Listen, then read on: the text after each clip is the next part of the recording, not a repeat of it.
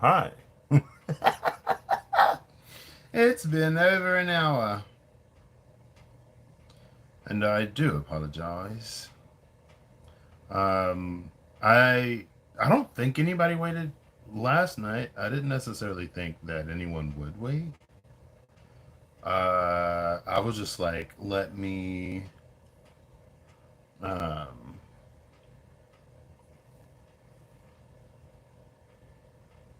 I was just like, let me.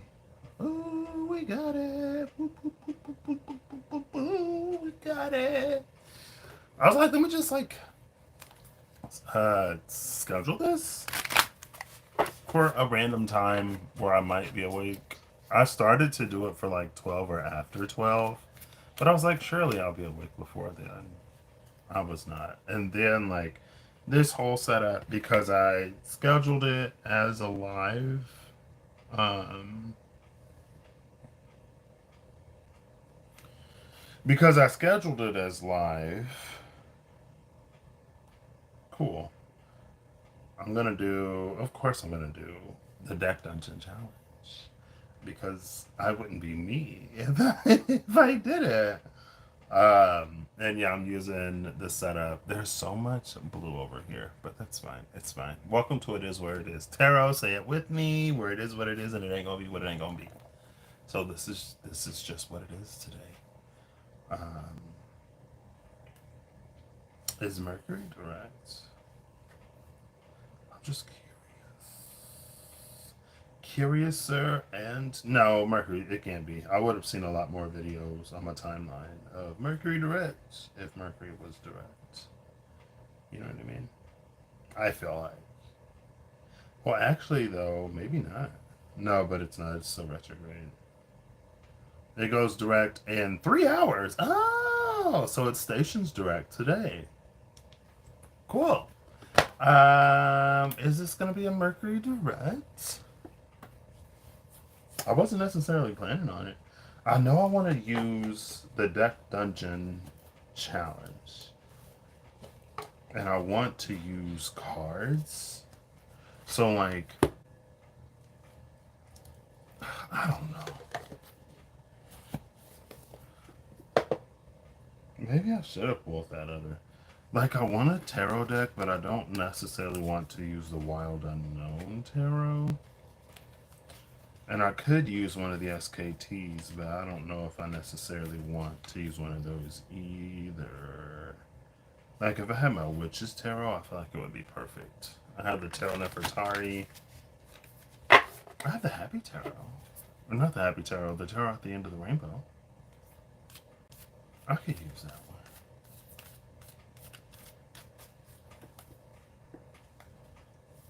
I kind of wish, yeah, I had like my Witch's Tarot or even, not the Tarot Apocalypsis, the vice versa, maybe. Or the before or after. I'm just shuffling. I was going to do all this off camera, but then I figured why not do it on camera? Oh gosh. I think it's the shaman. It is the shaman. I could tell because of how spacey it is. Yeah, and it's like I'm not even gonna mess with it because I feel like anything that I do to it, it's just gonna go right back. Bottom of the deck is Thanatos, the shaman of death. Not. It's the aspect of the shaman that goes between, I guess, the realms of the dead and the living, of the incarnate and carnate. Is carnate a word? Like, if there's incarnate, is there like a carnate? Is she a carnate garnet? Like, I'm pretty sure it's not a. Well, we'll see. Let's Google it. Hey Siri. Wait, let me turn it up. Hey Siri. Hmm? Hey Siri. Define carnate. Hey Siri. Define CARNATE. Out loud, please. The meaning of carnate is incarnate. Embodied in, so carnate, incarnate, carnate and incarnate, like, have the same meaning. Like regardless and irregardless, I guess.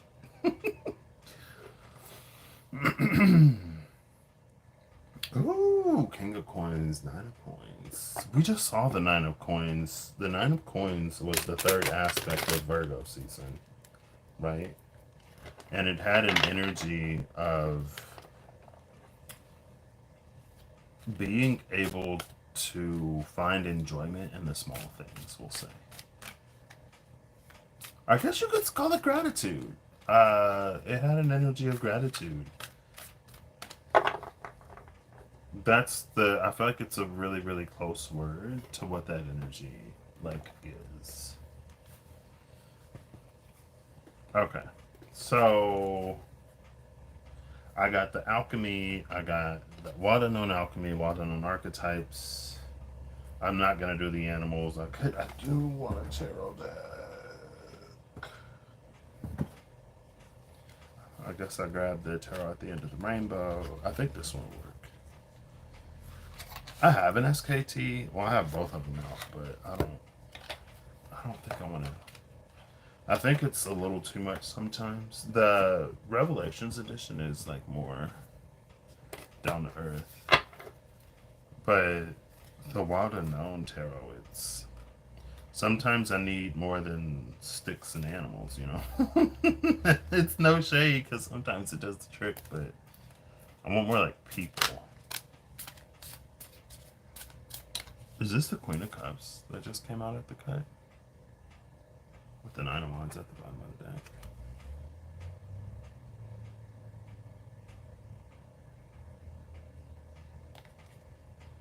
This is interesting.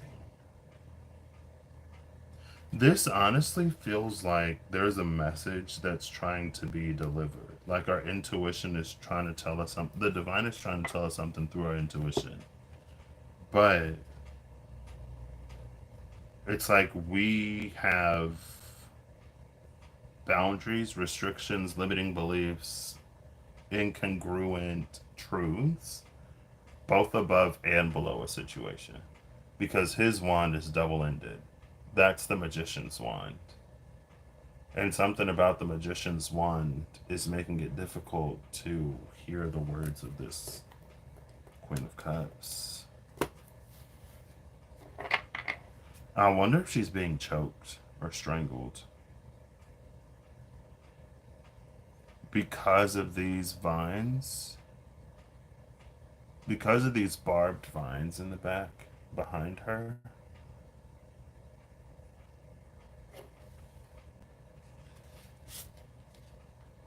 Interesting. What's that about? And then the devil at the cut, of course, because why wouldn't it be?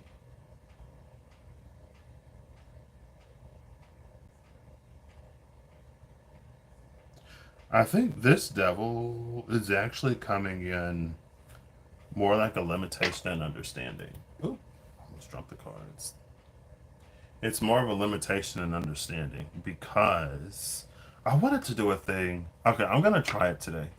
I spend so much time describing the context and giving the background and the this and the that and the everything that like it kind of sort of is what it is. You know what I mean? And I don't necessarily have to explain every single time why, like what specific, whatever, whatever. But this will be the one time I do it in this video. There was something I saw. I know I sent it to maybe Eve. I don't remember on it. Anyway, it doesn't matter. There was something about. It was like imagine if ants were to start. It was like imagine ants in a circle with things to like summon you, and then you just like stomp on them because they're ants. And then it was like I should just pull it up. And then it was like, unless they call your name, because how strange would it be for a bunch of ants to all of a sudden like say your name? Uh, and then basically it was this whole thing with like ants summoning Cthulhu. long story short. But there were so many disconnects that what ended up happening for the ant ultimately isn't what the ant wanted. And then, of course, by that point, it's like, well, maybe I shouldn't have called on whoever this is. And it's like, yeah, maybe you shouldn't have. But anyway, I mean, the Two of Cups is at the cut, so it's not necessarily like disaster situation, but it is giving more like limitations of understanding and almost like language barriers and stuff like that between these two.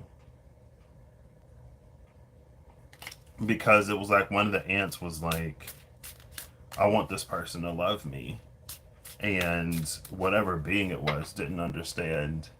Kirsty! Hi, hello, how are you? I was gonna send you, well, I'm still finalizing my plans, but I will be near soon-ish. Time flies. It'll feel like tomorrow. Um, but one of the ants asked to like make another ant fall in love, and whatever being they called to, like it killed everybody except for those two. So then it was like, well, who else is this other ant gonna fall in love with? Because it's like, I don't understand what you mean. Anyway, it makes me think of that for some reason. And I don't know if that's like a lack of specificity. It's almost a very genie type energy. It's almost be careful what you wish for, but again, because of the Two of Cups, it's not necessarily in a way of genuine malice. It's more so in a way of, is it miscommunication? Cross communication? It's like you ask for something from the divine, and the divine gives you like the hard way, and you want it the easy way. And it's like, well, easy, hard. And it's like, well, you know, this is the least difficult of ways to get where you want to go, so it doesn't get too much easier if you really want to go there. And then it's like, you know, it's kind of like that, more like that. Anyway, I feel like I should. Oh, my phone is here. I can't. Maybe I'll put it in the comments because there was a video. I think I will. I'll after the video. I'll link it. The Fool and the Four of Coins. I'll link it in the community post. I'll post it in the community post. I wonder if I could just post the link in the comment section actually under the video. All right. Is this gonna be for Mercury Direct?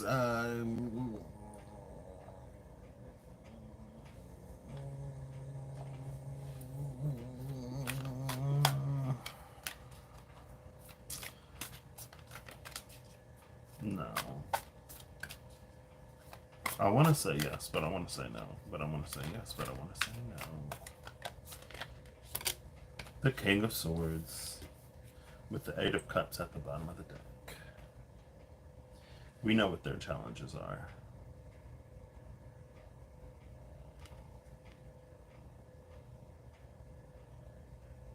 The King of Swords is one of the most stable cards in this deck. And it had to be an intentional choice, right? Because there isn't too much besides the gleam on his crown.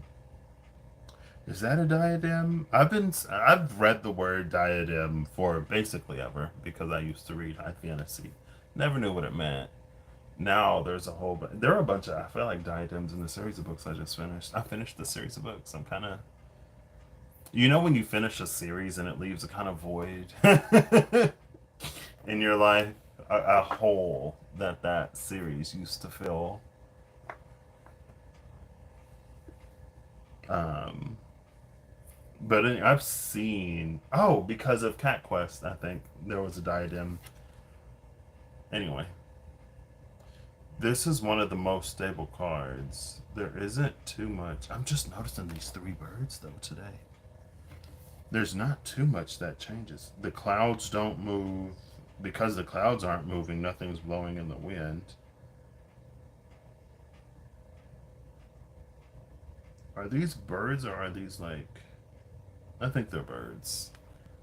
Up here, right there. They kind of flap. I don't know if you'll be able to see it. Yeah, you can. And the crown, that's it. Interesting. And then the King of Wands at the cut, because of course, why not? Alright, let's get a challenge for now. Let's see, we'll do 3 cards. And I don't have my laptop, so I can't write anything to try to remember. Yes! I'll send you. Like I said, it's gonna be in November. So either mid to late November or early to late November. It'll be the month of November. Snowvember. 10 of Wands and the 4 of Coins at the cut. 10 of Wands and the 4 of Coins is interesting. Because it's almost one of those energies where it's like, it's actually more taxing, more demanding, more difficult to be withholding than it is to be generous. Oop. That's our first card. This will be the trial round. And then I'll do a lesson that we've just completed, or a lesson that we're just completed / completing, or a challenge that we've just completed / completing, and one that we're going into. And then maybe I'll do a third one for like Mercury going direct and how that fits. Hey, Holly. Oh, Perry. Sorry. Hey, Perry. How you doing? Oh, wow. Watch me go on the 5th. Ooh, the 10 of Coins. I wonder if this is... Never. So this is just going to be a challenge of receiving. Now, I don't think Siri is like Google. So I had to go on the computer to change it to subscribers only mode because strangers. Hey Google. Oh. Hey Siri. Roll a d4. Okay, I found this on the web for roll a d4. Check it out. See? Hey Siri. Roll a d6.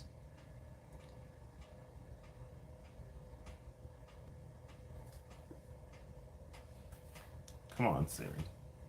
There's Holly. Hey, Holly. It was like a 5-letter, and my brain just went, Holly. I felt you through the ethers. Okay. So, unfortunately, I have to pick a random number. I have to ask Siri to pick a number. Ooh, that text is tiny. Tiny. Well, thank you. I appreciate it.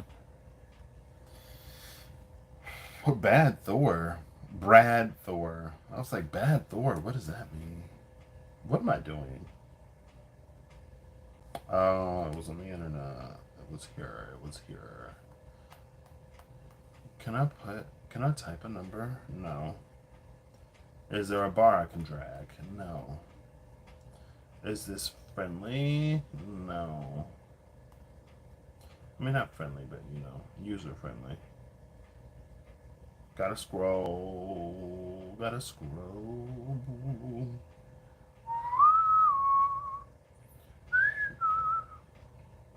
Ten of Coins. So, this room contains a chest, which contains a number of gold points equal to 1d100 times the number of the card drawn, so times 10.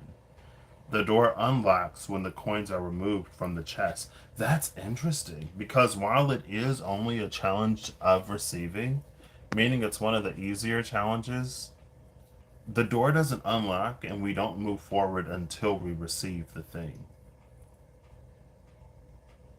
Like the coins have to be removed from the chest. The chest has to be essentially empty if the only thing within the chest is coins. If they don't, yeah. Hey Google, I did it again. I'm just so used to Google. Hey Siri, pick a number between 1 and 100. A random number between 1 and 100 is 11. It's 11. So we get 110 gold pieces. It's kind of low. I'm kidding. Um, I mean, am I? I'm kidding. Yeah, I am. 11 is an interesting number because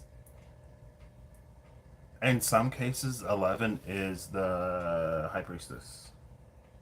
In Roman numerals, it is the high priestess. And I was feeling like the high priestess today.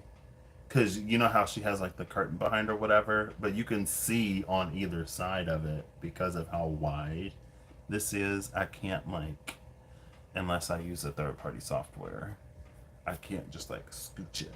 I mean, I guess I can move it closer, but then that'd be too close. You know what I mean? Like, I need my space.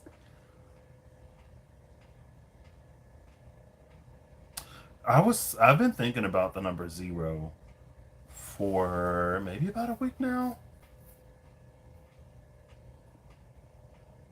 Especially while I've been like at the gym, because I'll look at the time and I'll like look for mirrors and all kinds of stuff, right? Like any sane person.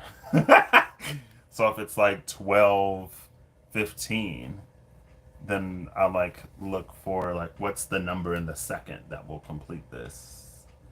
Um, so I guess it'll be what 121519. The first digit is a 1, and then the second digit is 2. No, it's 3.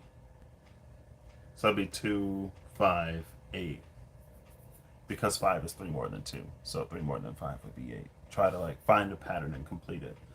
And so, of course, I was thinking about zeros because I was like, if it's like 12, uh, whatever, depending on the time, you can always get a mirror. It's very easy to get a mirror in times.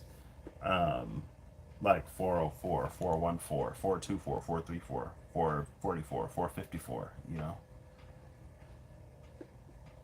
And then I was thinking about the 0 out front.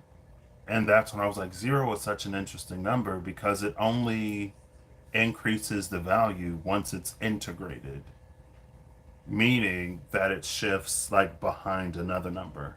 You can have an infinite number of zeros before a 4, but as long as those fours are before, or as long as those zeros are before the 4, it's still 4. It doesn't matter how many zeros are there. But the more zeros you bring in, the more you integrate, the more that are behind a number, the greater that value is. Then you start dealing in like multiples, I guess. Then you enter the realm of multiplicity, kind of, right? Because you go from ones to tens to hundreds to thousands to 10,000s, 100,000s, millions, and so on and so forth.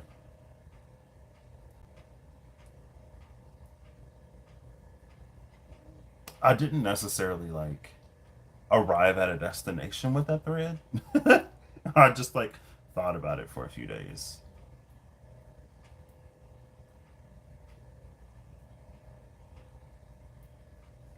How they only increase value once they're integrated. And this is a 1 and a 0,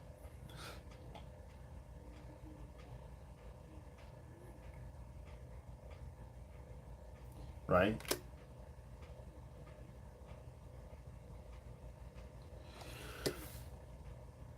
Oh yeah, because it's 110. There was a 0 at the end of that. Because, well,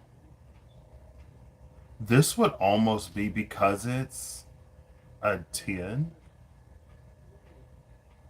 It's a challenge of integration. Because for something to increase by a multiple of 10, um, you add a 0.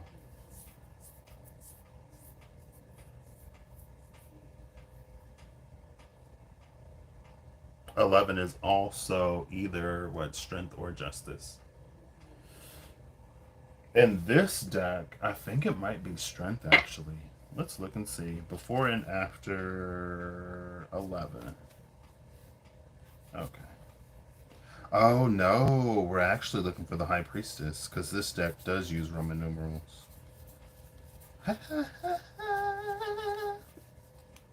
And there she is. Oh, it's that goth. I knew, I knew that Nine of Wands was there. Well, mostly like it was going back to the energy before, which was that like Nine of Wands having trouble integrating, hearing, listening to that Queen of Cups. And there it is again. But this time it's the Queen. We've seen. Maybe it was just these two. Because now the Queen of Swords is here. Facing off against the Nine of Wands. And then here's the High Priestess in between. I know that is the, what, Bjork? The Rune of Beginnings.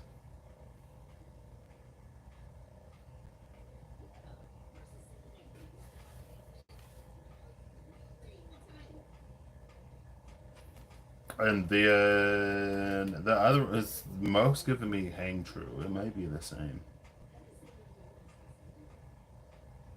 This is so. Her crown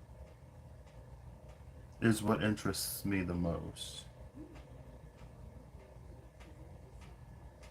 Because it's not like a full moon and it's not the traditional triple moon goddess.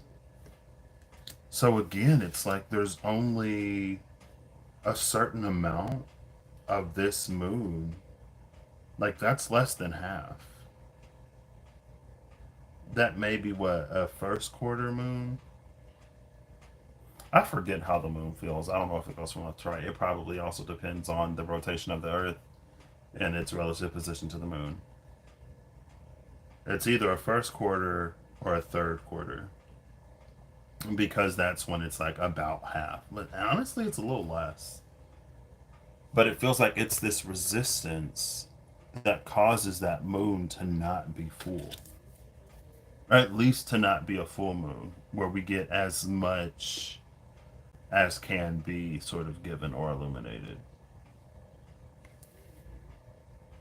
And then we have this Queen of Swords over here, which is almost like this. I said what I said. The chat's fades so quick. I mean, I'm not the best at paying attention to the chat anyway, like y'all know this. Um, but she is not budging. And she, like, her expression is one that's kind of pain.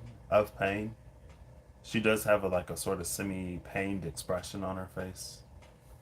So it's not necessarily like um, an assertiveness that she enjoys. It's very much so one of those like I could if I would. Like I really wish I could, but I can't. Whatever this is, it has to be like received and integrated as is. Again, it's almost that like this is the easiest path. Like there is no easier way. There is no way with less challenge, less difficulty, less whatever than this. So unless your aim is to change, nothing will until you do change. And again, this is like a really stubborn. It's easy to say like a really stubborn sovereignty type of like entitled. It's a really entitled energy. And so it keeps almost like forcing something to manifest. But it can't for some reason that is not being heard.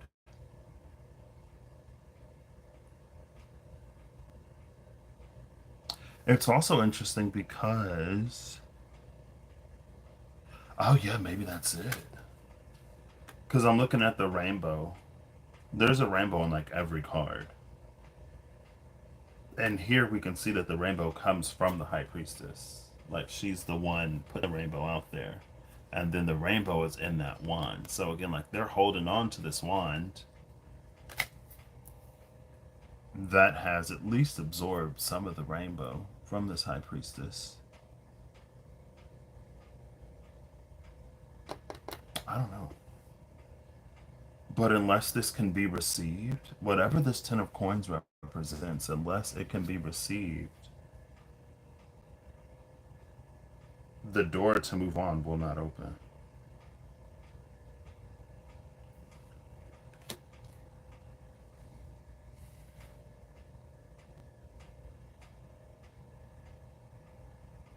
Cool.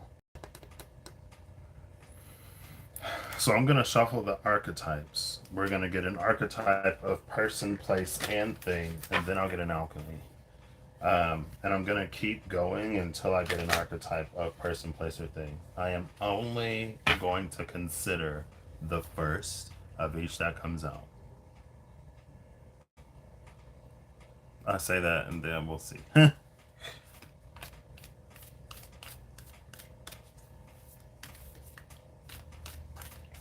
And again, the reason why I chose the High Priestess instead of Strength or Justice is because that's the 112. XI would be 11 here. And that's not. When Siri said 11, I saw the 1-1. This looks like the 1-1. But again, there's something that you have to integrate. Because it's a multiple of 10, there's something that has to be integrated to elevate this. It elevates the 1 to 10. And it elevates the 10 to 100. So it causes like both things to shift simultaneously.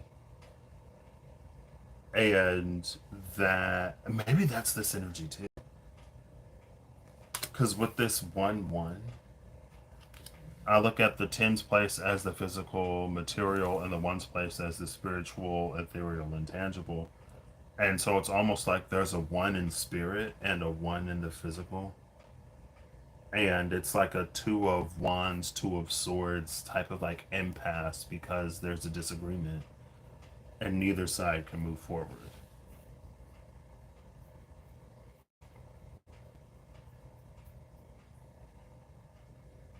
And then in the 3, what's that? Body, mind, spirit. So the body has to become basically just an open vessel because that's where the 0 will live. And then the mind and the spirit hold those ones. I don't know. Cool. All right. Cut it. Cut it. Boom. First archetype is agape. I didn't necessarily think that we would get this. I didn't consider these because these aren't archetypes of person, place, or thing.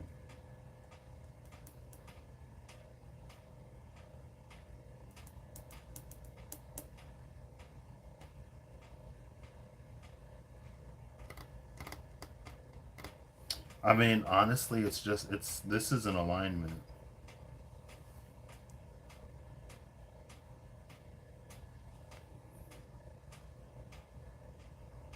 So maybe it is just like getting on the same page.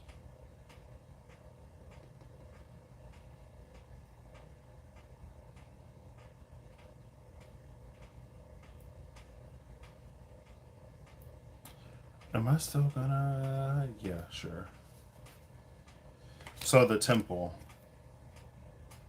is the archetype of place. The maiden is the archetype of person. And the vow is the archetype of thing. Boom. First cards off the top, we got an archetype from each category. Love it. So now I don't have to like debate on like whether or not I'm gonna like, consider all these archetypes that aren't the one that I just specified. Cool, made it easy for me. Love it. Also, this is very consistent. There's like numerous obvious storylines that can take place between the maiden, the temple, and the vow. the maiden that makes a promise in some sort of temple. But the vow of the maiden in the temple feels like it's more one of a sort of priestesshood or like a nun or something.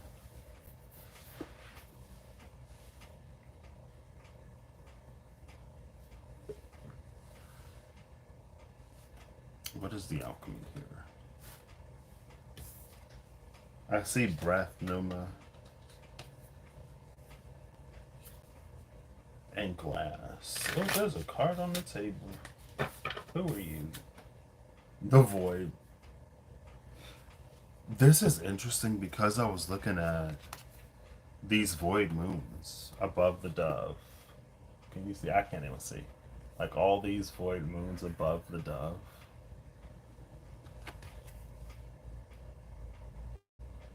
So, honestly, interestingly,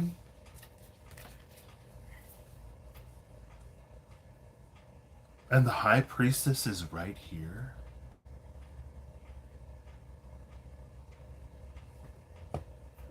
This could be, and agape is here too. This could be, yeah, happy birthday, Virgos. I forgot who entered the chat. Oh, Virgo season enters the chat. Oh yeah, that makes sense. LOL, I get it. I get it. This honestly feels like an invitation to go further into, I don't know who this is for. And it's not my job to know who it's for.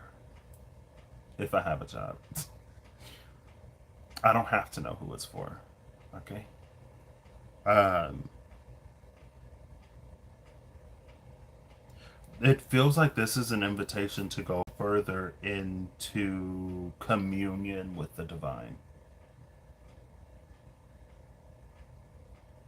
Because so this goes from like a first quarter moon to a third quarter moon. A moon that is almost new rather than a moon that is like half full. This is very half empty energy. But it's empty of light. Just because it's empty of light doesn't mean that it's empty of all things. It's giving me like the empty room type energy. But that the empty room isn't actually empty type energy. Um, because it feels like when this maiden first made this vow, all of these moons were full. And over time, like each moon has gone dark. And now that all of the moons are dark, this high priestess energy is here to welcome this maiden more fully into whatever this priestessdom is. Maybe she's an apprentice high priestess. Because it's not about like what you see and it's not about what you can see. It's very like, is that Hebrews 11:1? Now faith is the substance of things. Faith is the substance of things hoped for, the evidence of things not seen. Hey Siri, what does Hebrews 11:1 say? Okay, I found this on the web from what does Hebrews 11:1 say. Check it out. That's a 111. Oh my gosh. 11? 11? Oh my gosh. Just tell me the scripture, please. Please just give me the scripture. Please just give me the scripture. I think it's that faith is the substance of things hoped for, the evidence of things not seen. She didn't give me the scripture. She gave me somebody's whatever. Hebrews 11:1 KJV. There we go.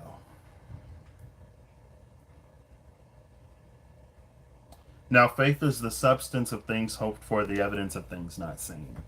And I know that because way back in the day, but also because like a month ago, 2 months ago, Um, so it could also be very like Pisces Virgo axis.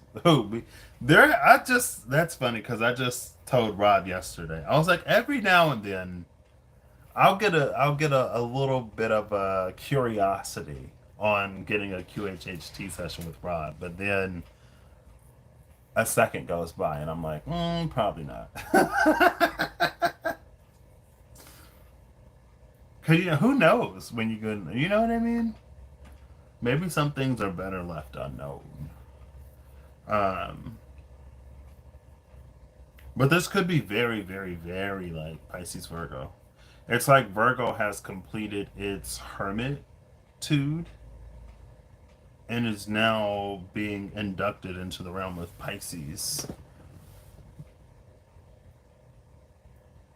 Um, yeah, it's the substance of things hoped for, the evidence of things not seen. So this is like this maiden becomes less and less and less and less and less dependent upon the physical material world realm validating what it is that she believes.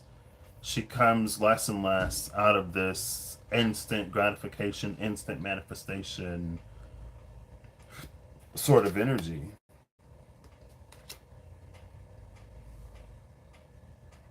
And one, two, three, four, five, six, seven, eight, nine. There are not, excuse me, 9 moons here. And nine, this is 54. 5 plus 4 equals 9. This is 39 and 8. 8, 39, 54.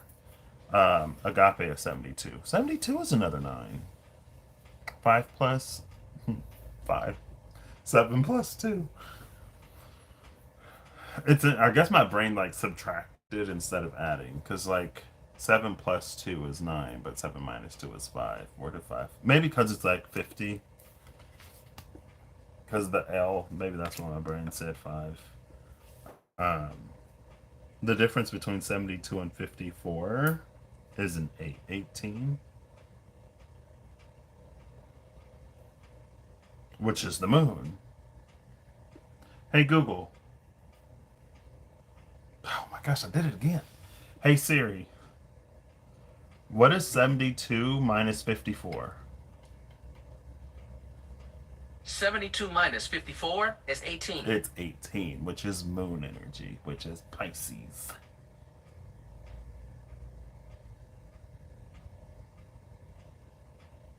It's interesting though. Again, it's like it's new moons though instead of full moons. What is the 10th new moon? I have to look at a new moon calendar for 2024.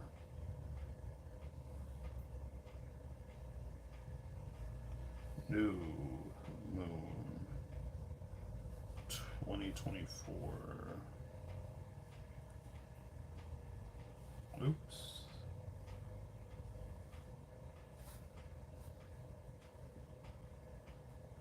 So, come on, give me the full rundown. Thank you. 1, 2, 3, 4, 5, 6. Okay, there's like one a month. So 10 would be October so far, but I'm gonna count anyway. There's 2 new moons in November. The 1st and the 30th. Interesting. So it should be October 2nd, right? 1, 2, 3, 4, 5, 6, 7, 8, 9. The 9th new moon is September 2nd. The 10th new moon is October 2nd. So the vow would be like fulfilled or something on this upcoming new moon, Virgo.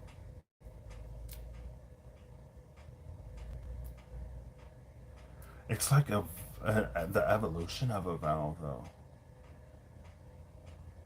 I feel like when I think of a vow, I think of dedication, like someone who dedicates themselves to something.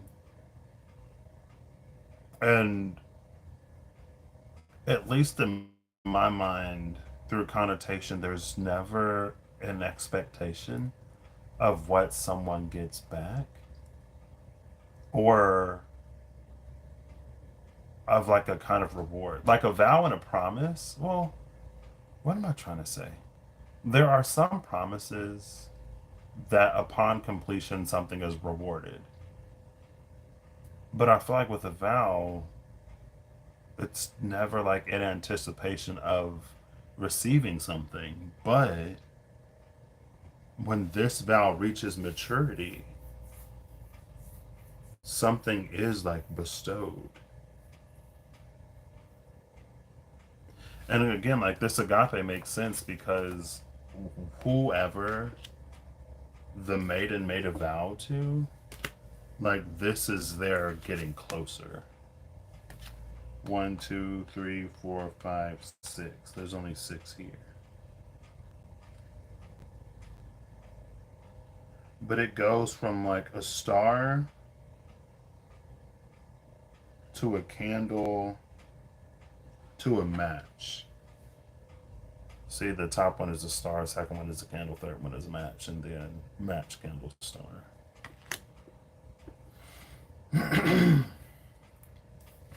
Interesting. And it's also interesting because the Vestal Virgins were the keepers of the flame. I mean, I guess maybe that's why this flame makes sense, but the point here is that it goes dark.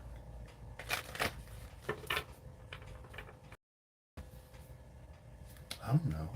Interesting. So that may be a point where it's like forget everything that you know. You know what I mean? Or most things that you know. Because we live in the world of the afterthought. Excuse me. Ew. I need to grab a water. But I can't use this. And I can't open the door because.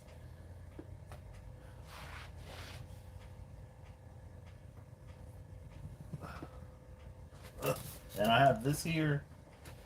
Come on. If only I could stretch. It's fine. I'll be fine.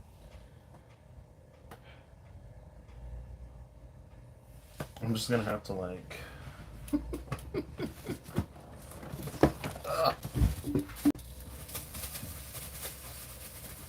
Woo! What is that? Is that my? Is that some kind of tendon? It was on fire because it does not stretch like that. And I got the one red one. Cool. I had 3 blue and 1 red. I drank 1 blue.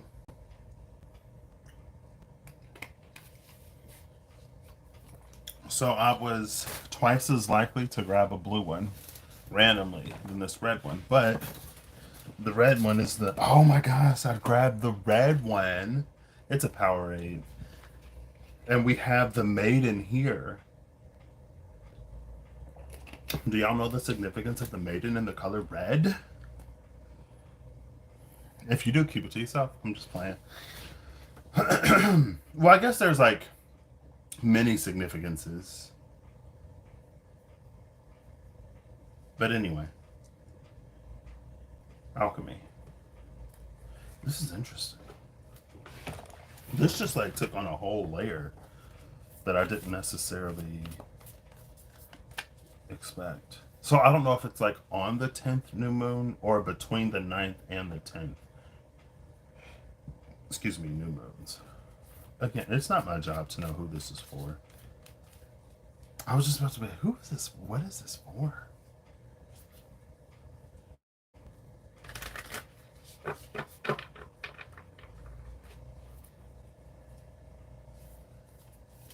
And maybe it's like all of the color has been drawn out of the moons to give birth to this dove. As if the dove is. Well, I guess the light of the dove would have been improved by the light of the moon. More so than it being phoenix energy. And maybe that's like it speaks to. I don't think handicaps. Was handicaps a thing? Did that come out? I don't think so. But maybe it's like when we are. Well, no, it didn't come out, but it was like that. Like it doesn't get easier. Like this is the easiest path. There is no easier path. It's almost that energy, because it's like when we need for things to be really simple and really easy, in order to do them, there's so much that is lost. And so it's like if you're playing a game. I said I wasn't going to do it today, but here we are. Like a fighting game. And you can do a handicap. So, like, maybe you have 3 lives, but someone else is like really good at the game.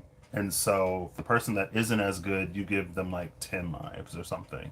They get a handicap, they get a boon, an extra benefit to try to even the playing field. But it's like in evening the playing field or in needing a handicap, the full expression of something, we don't get the full expression. And so by honoring this vow, as more and more of these moons have gone dark, this is a maiden that is more and more capable of seeing the full expression of something.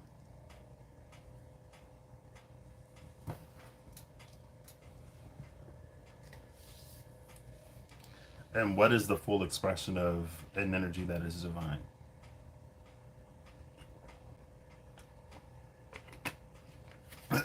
What's her name, Mary?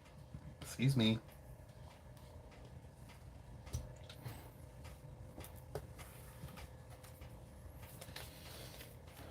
All right. What is this? What is.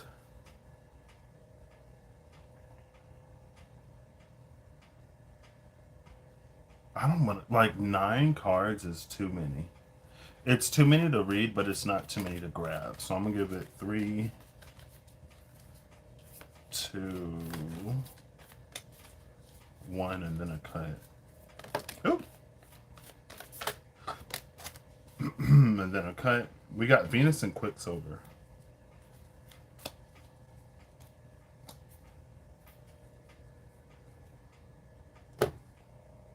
Venus and well, Venus kind of came out in reverse. Quicksilver came out upright, which is Mercury. 24 upright, 4 in reverse. But I'm gonna put them both upright. 4 and 24. That's a difference of 20. Excuse me. I don't know why my throat just got so. Ugh.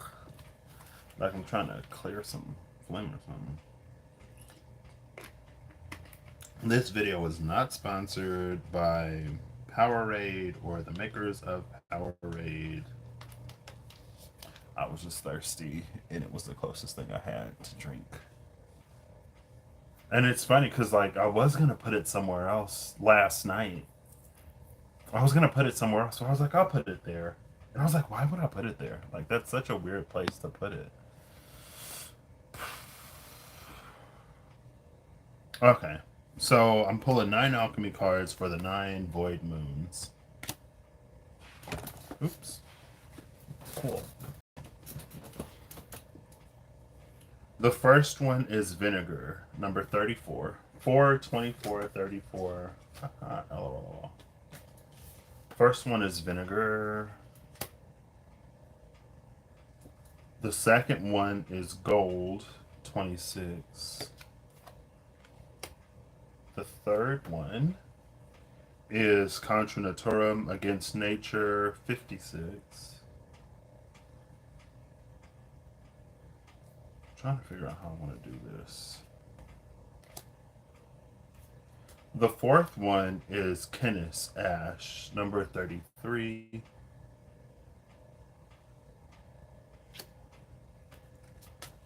The fifth is Spiritus Rector, Benevolent Guide, number 57. Sixth is Jupiter, number 6. Seventh is Kaput Korwi, or Corby, Raven's Head, number 47.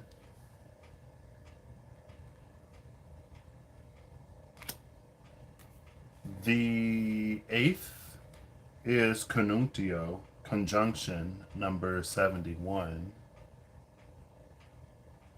And the ninth is Sal Sapiente, Wise Salt, number 28. So the last one is Wise Salt. The first is vinegar. Vinegar is something that can easily overpower. I'll just read the first one and the last one. How's that? 34, acetum, vinegar, acidity, distillation, and memory. The tongue knows vinegar. Even the suggestion of receiving a few drops into the mouth reminds us of vinegar's sour and lip puckering qualities. In alchemy, vinegar serves as an active agent of distillation, fermentation, and preservation. It is incredibly useful when applied in the right amounts and with intention. This said, it can be easily overused, overwhelming the situation at hand. When the vinegar card is present in a reading, it indicates a sour note permeates the laboratory. It is likely something from the past is showing up in the present and demanding our attention. It is in vinegar's nature to take over, to overwhelm. Be cautious with this material. A little goes a long way. As they say, it is productive to look at your past, but not to stare. Such is the complex energy of vinegar. And then Wise Salt, 28, difference of 6. Because we're doing math today, honey. Apparently. That's. I'm sorry. That's like low key, on the lowest of keys. This is a complete aside. When Reem says honey in a reading, I live every single time. I can't even give you a specific example, but she'll be like, something, honey. I'm like, yes. Anyway. Wise salt, wisdom, grit, preservation. Wise salt is the sacred ingredient of preservation. In due time and with due experience, the alchemist slowly develops these granules of wisdom that can someday be passed to another. Salt retains, preserves, and absorbs. It brings complexity to flavors and grit to slippery roads. Such is the magic of Sal Sapiente. Someone who carries wise salt is immediately recognizable. Their words hold meaning, their stories are deep and true. They have wisdom that cannot be attained by any other means than decades of pain and pleasure. You may experience wise salt through the elders of the community. When this card appears, know that everything you are going through will be of use down the line. Alchemically, you are being brined. Preserve what you can, let go of the rest, and lean heavily on your elders. That's interesting because both of those mention preservation. Right? Distillation, fermentation, and preservation. But in the beginning, it's this very like acrid, acidic method that can easily overpower and overwhelm anything that it's involved with. And then by the end, like it's this wise salt. We also move from like a liquid preservation to a solid preservation. And to go from 11 to 110, again, there was the zero of the void in the body.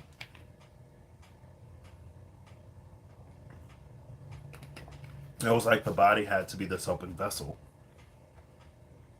And it feels like, I don't know, something about wise salt allows that.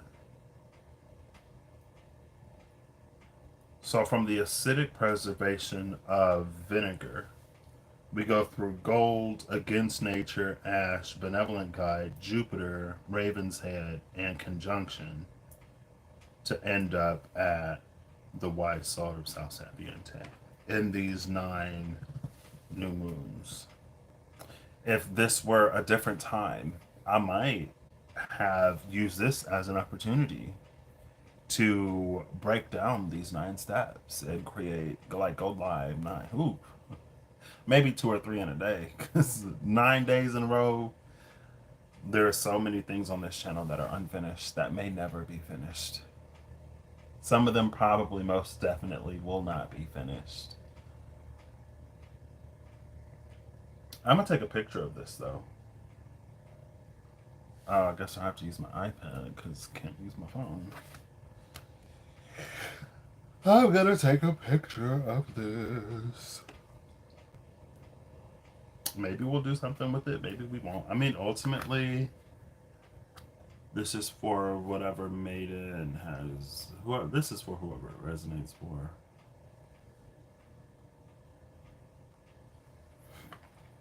If you're curious, oops. This is what's on the tiny table right now.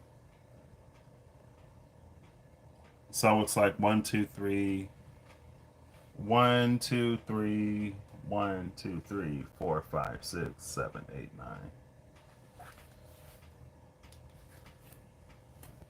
And the 10th at the bottom of the deck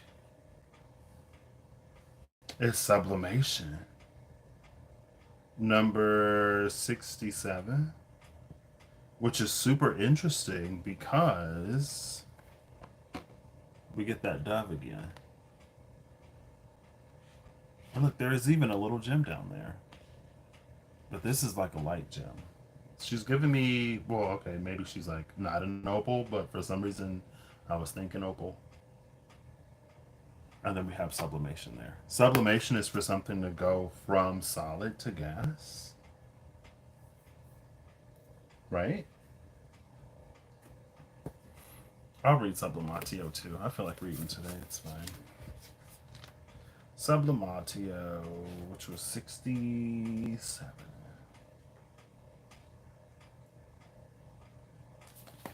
Sublimatio, sublimation, elevation, rising, and flight. Under this is Mystical Sister, Sora Mystica.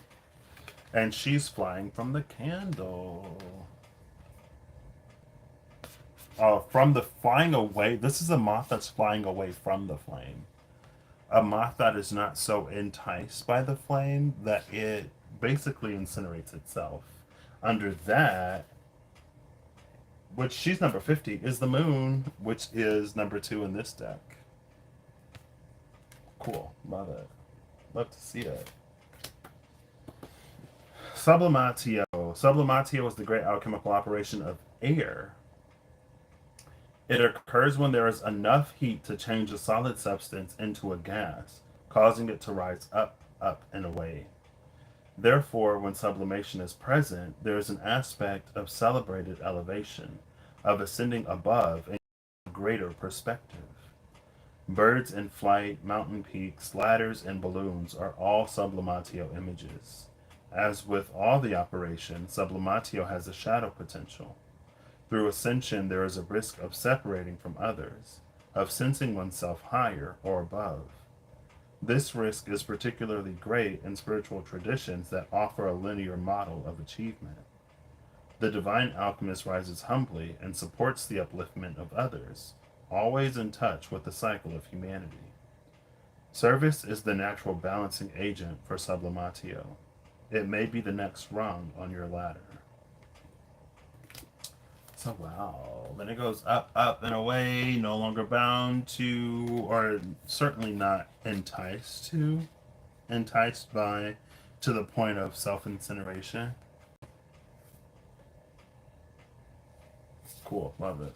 All right, this was a lot more than I thought. And again, it's interesting that like all of this comes out in the 10 challenge, or in a coins challenge. Because usually I'm very like, all you got to do is receive a certain number of gold pieces and then the door unlocks. But for some reason today, the emphasis on like the door doesn't unlock until every single coin is removed from the chest. So there's something that has to be received completely before we move on to the next thing. Especially maybe because it was the challenge of when it was the Nine of Wands against that Queen of Cups, there was a challenge of receiving. And so maybe that's why today it felt like more of a challenge than just like, ooh, collect your coins and run, you know?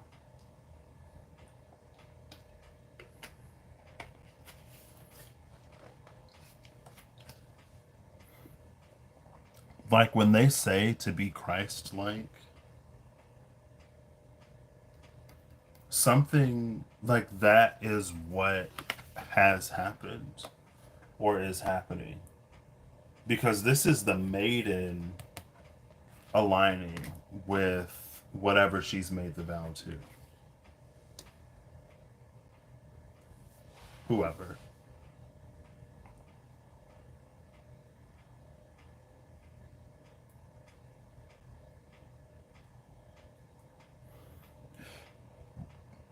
Excuse me. I don't know if Venus and Quicksilver means anything.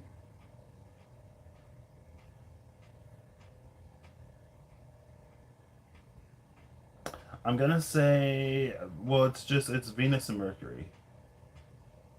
Venus is about to move into, if she hasn't already, about to move into Libra. Mercury's about to go direct in Leo. So Venus and Mercury are moving into a sextile when they were more conjuncting. I don't remember if they conjuncted in Cancer. I don't remember. But because Mercury went retrograde,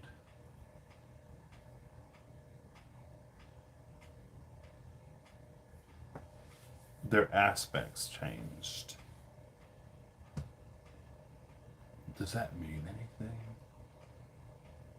For whoever this means something for, this is one of those take it as it resonates, if it resonates, especially moments. Because this is one of those, Patrick isn't going to dig any deeper into it. Because I just don't have the spare brain power. Cool. So, but Mercury is going direct, stationing direct. So this could be the segue into that because I said I was going to do it. So let's do it. Oh, girl. How long has it been? An hour and 7 minutes. I'm wearing a bifocal, so that's why I gotta go like this if I want to read.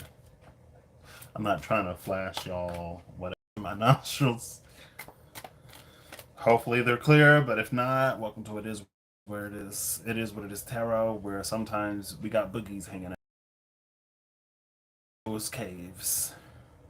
Nostril. Cavernous nostriculus.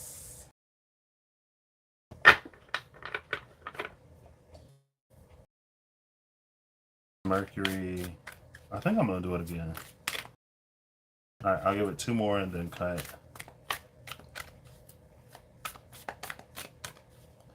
Boom. The challenge that Mercury is overcoming / has overcome the 5 of Wands and the, what is it, the next one? The next challenge, the upcoming challenge is the Knight of Coins. And the challenge, and it's like as related to Venus, the King of Wands. Bottom of the deck, because I'm curious, is the Lovers. Aww. Cool. I had a feeling like maybe it wouldn't be a challenge, and it's not. That Lovers actually makes me think of the Devil energy that came out. Maybe it was the final card for Virgo season. But it was more like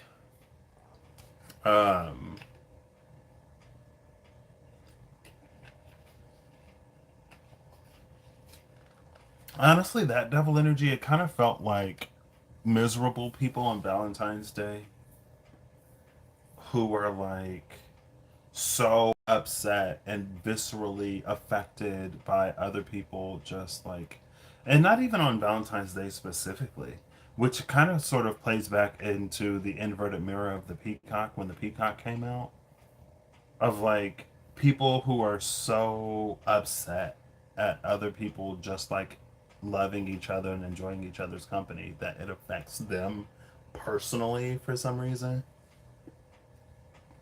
And there's a number of reasons that that could be, but that devil energy was like that. Like the lovers were in the foreground, just like having their moment, and devil energy was lurking in the back, upset about it.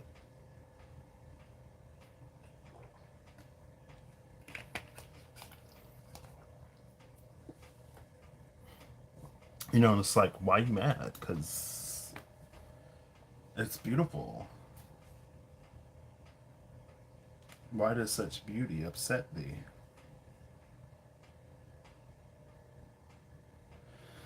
Okay. Ooh. We have had the challenge of the Knight of Pentacles before. So the challenge that Mercury, as it's been retro, I think it retrograded from Virgo into Leo, and now we're in Virgo season. Sure, it went from Virgo to Leo. Let's see. I love Time Nomad.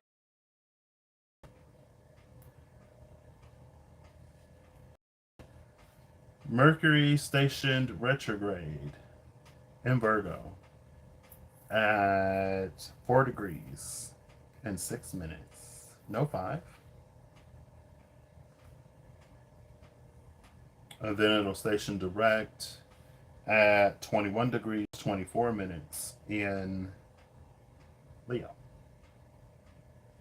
So it went from Virgo to Leo as Venus continued through to Libra. When is Venus going to cross into Libra? Let's see. Oh, soon. She crosses into Libra in 18 hours. So within 24 hours, Venus will cross into Libra and Mercury will station direct. But so late.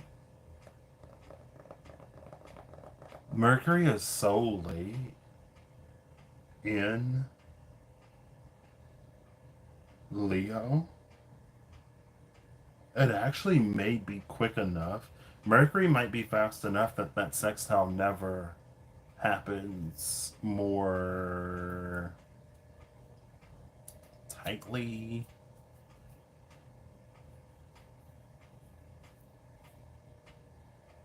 Let's see. Let's go forward a month.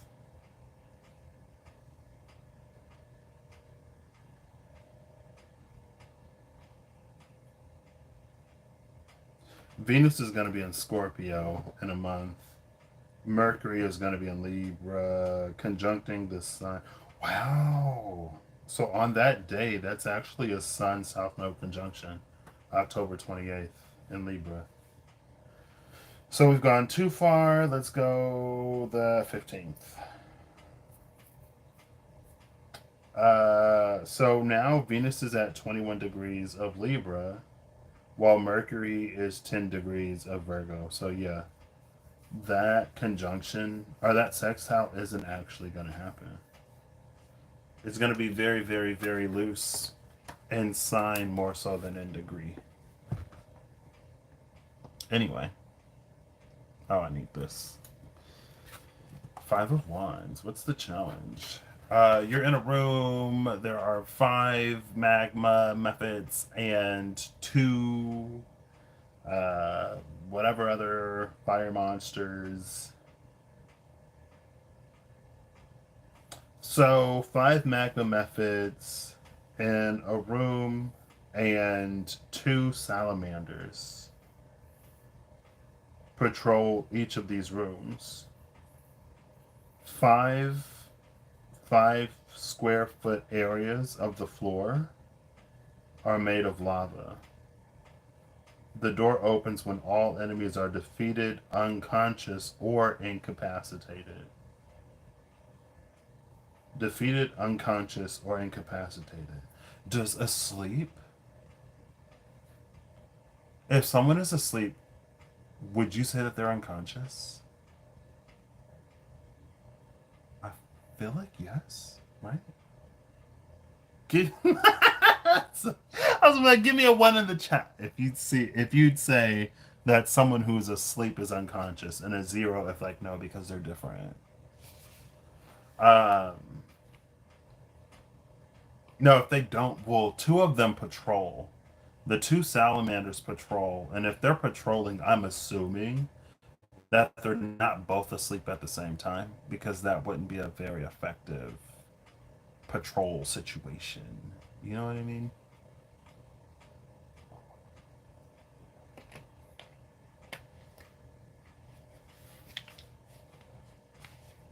Asleep can definitely be like incapacitated though. Well, it depends on how. I feel like it depends on how heavy of a sleeper. Because if it's like the smallest noise, littlest shift, and someone would wake up, like I'm like I don't know if that's necessarily unconscious. Um,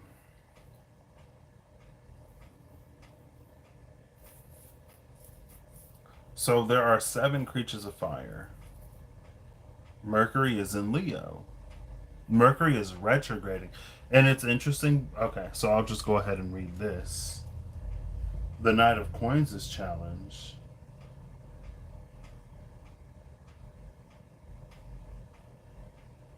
The Knight of Coins is fighting a ghost in this room.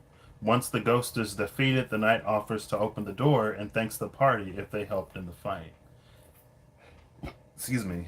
If the knight is offered any healing after the fight, they offer a ring of spell storing in exchange. If the knight is killed in the fight, the door opens once the ghost is defeated. So the ghost has to be defeated either way. And it doesn't even matter if the knight makes it. The knight offers to open the door if he survives, or if they survive. If not, then it opens once the ghost is defeated. However, if the knight does survive and is offered healing after the fight, then they give a ring of spell storing. So the interesting thing was like, because there's these like ghosts of the past that the Knight of Coins is trapped in a room with. And then we have these fire creatures that Mercury's in the room with now. Oh, it's because Mercury is retrograding, and Mercury retrograding. Um, Mercury retrograding is like it can bring up ghosts of the past.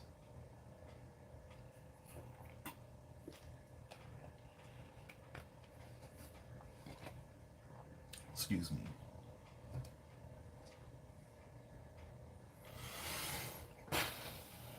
Well, but it may be more like because it's fire. I don't know if it's like, and because it's Leo. Because Leo rules the fifth house and is associated with like creativity and stuff like that. The fifth house is also associated with like flings and stuff like that. And it's like retrograde, so like old flings, old things that like we used to want to do, old passions, but ones that I don't know. I guess I could pull a card, right?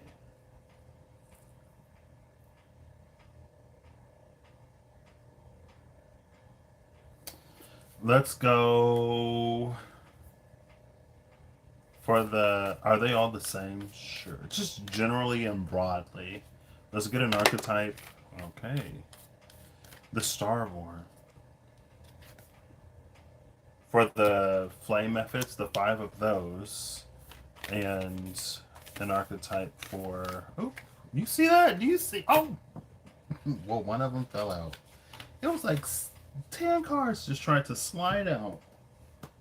Is it the shaman? It's the shaman. The shaman represents the 2 salamanders. The shaman is the hermit. So I'm gonna pull before and after the Hermit. The Seven of Cups just came out. We see Mercury and Venus at the top, with Mars slightly under Venus. But in the Seven of Cups, like Mercury and Venus are taking gold and silver. So we'll do the Hermit for the Shaman, for the Starborn, I guess the Fool. We'll do the Six of Cups for the Starborn. This is the Hermit, like literally at the bottom of the deck. The Hermit is between the Hanged Man. Oh my gosh, this is hilarious. The Hermit is in between the Hanged Man and the Three of Wands. But it's hilarious because the Hangman got trapped, like trying to go for this pot of gold. Or is that a leprechaun? And then the Hermit is a leprechaun. So like, there's the guy trying to grab the pot of gold, and then there's a leprechaun. Like, maybe he's a fake leprechaun. He's a phony. He's an imposter. And then there's the real leprechaun.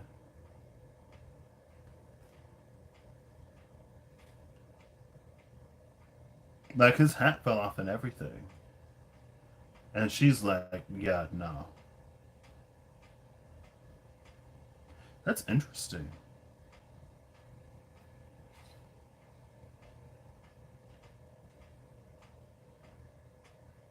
And maybe it's how he got there. Because the leprechaun is holding the lantern.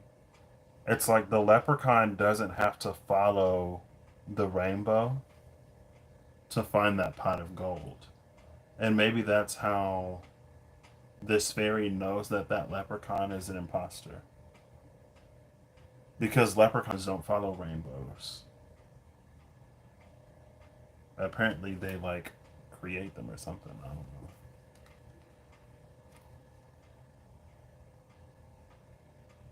Is this a trap?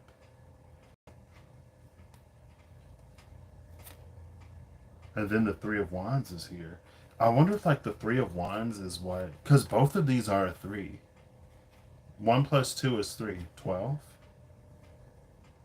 Like, I wonder if this fake leprechaun is actually this guy.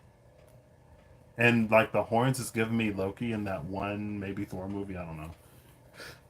And Loki is like associated with deception, trickery, and changing his shape. Like, I think Loki and Odin, especially among the male gods, are the only two that do that. I read something where like people made fun of Loki for like shifting into a woman or a feminine form. You know, when Loki got pregnant as a horse. Anyway, something about the shaman of these salamanders that's patrolling.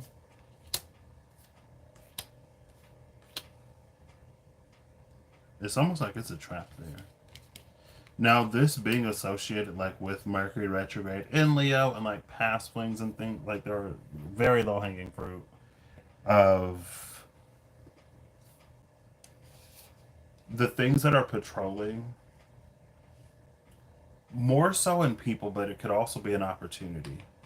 It's desires from the past.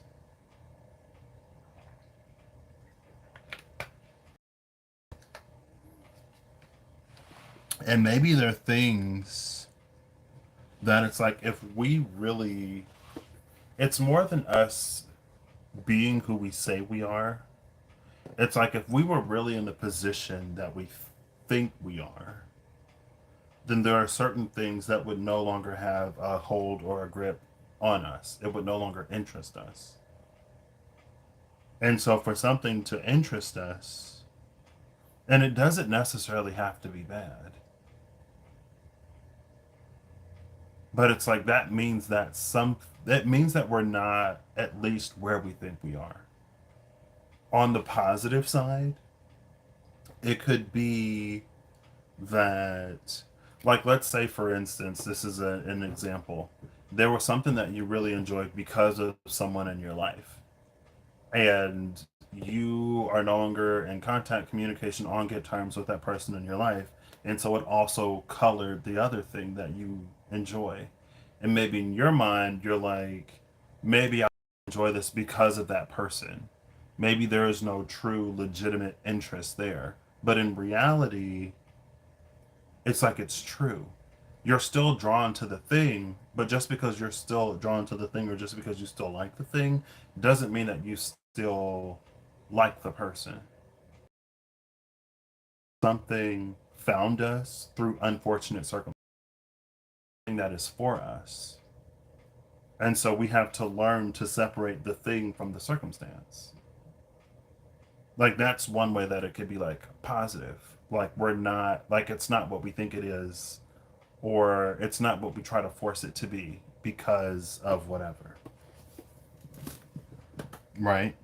And you don't have to defeat the salamanders. You can incapacitate them, or they could be unconscious.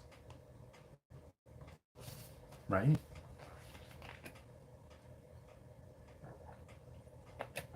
We're going to take unconscious to mean like integrated consciousness.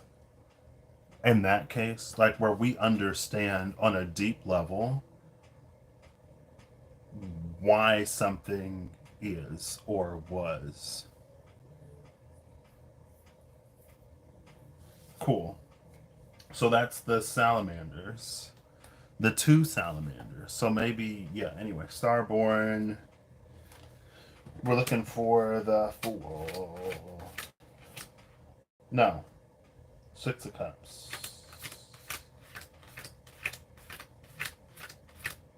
Oh, there it is. Six of Cups. It's in between the Knight of Cups and the Nine of Cups.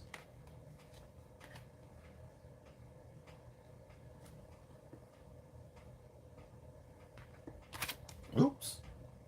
This Nine of Cups just. I was trying to set all three cards down, and it like flipped out and landed crossing this Three of Wands. It landed like that. So this is like a. I'm taking this as a square today. This is a square between the Three of Wands and the Nine of Cups.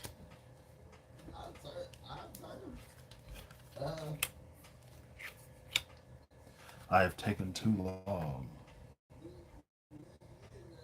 The young Taurian has roused from his slumber. You'll probably hear him today because I don't have my headphones on. Usually my number one fan is out there like, shh. And then I feel bad because I don't want people to have to be quiet because I'm live. But if I were back in my room, it wouldn't be as much of an issue. So, anyway. The Nine of Cups squaring the Three of Wands. The Nine of Cups is Jupiter in Pisces. The Three of Wands is somebody in Aries that I don't know. And it's fine.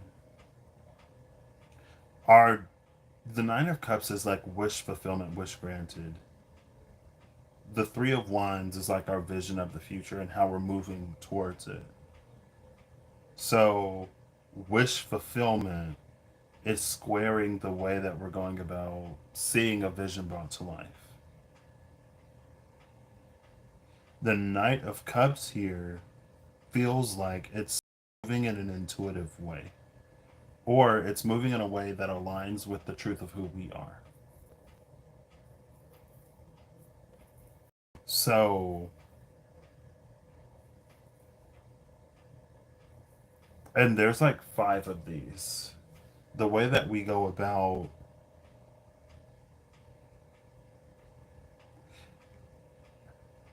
I mean, I guess that makes sense in a largely part of the human experience way.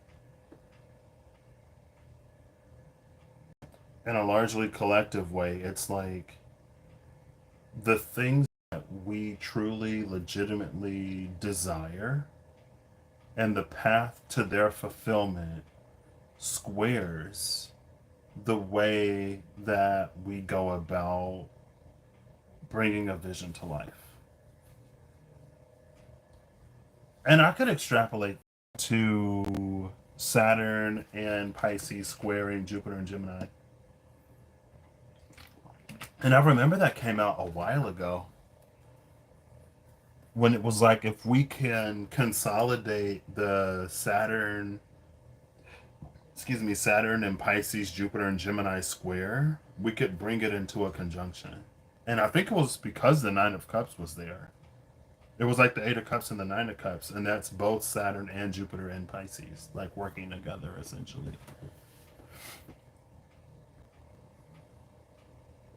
So then, yeah, this would be us like trying to be who we think we have to be, or trying to be who we think we need to be in order to get to the literal Ten of Pentacles pot of gold, versus how we truly, genuinely, and authentically get where we're going.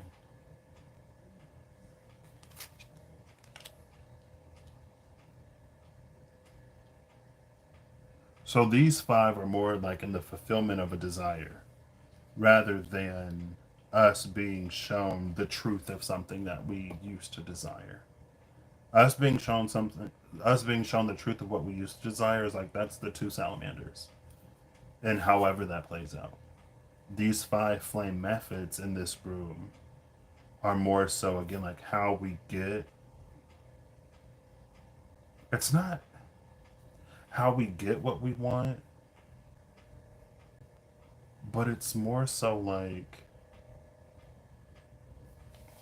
I mean, it is the journey to wish fulfillment. But it's, again, it's in a way that is very, you could say it retains the innocence of youth. Or you could also say it remains in authentic alignment with who we are and what we truly believe. And again, like, there's a difference between who we are and what we truly believe versus like what we've been conditioned to believe. Like, because like, if we're not legitimately, truly, honestly, and authentically like a super competitive person, for example, then like, we may think that to be successful in business you have to be hyper competitive, and so we could use a whole bunch of competitive strategies, but that not be in alignment with who we are. There are some people like who are naturally, truly, genuinely, authentically competitive, and so those competitive strategies are in alignment with who they are, and there's less sort of like friction there. But if that's not who you are, then it's just like there may be other paths that are more, not only are they potentially easier and quicker, but they don't grate against the self and against the soul as much, because now you don't have to be someone that you're not in order to try to get this thing that you want. And so it's almost like those five, it's about figuring out pathways that work for you, almost.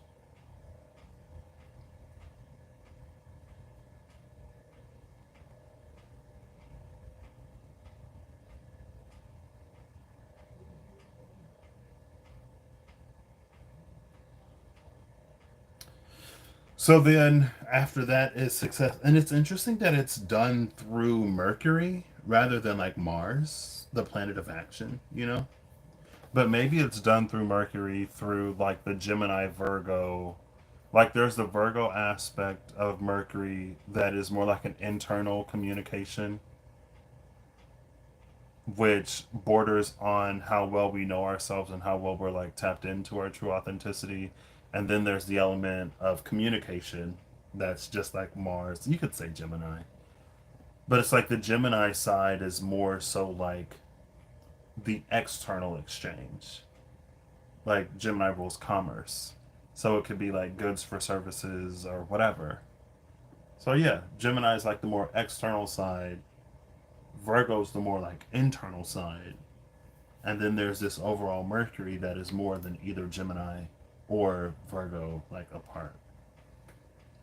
And this external Mercury, it's like you extrapolate it to our discourse with the machination of the divine, with the world around us. Our relationship with the universe, our relationship. It's like our relationship with the universe and our relation. It's I can't give it any more words than that. Our communication and relationship with the machination of the divine, which is the world that we live in.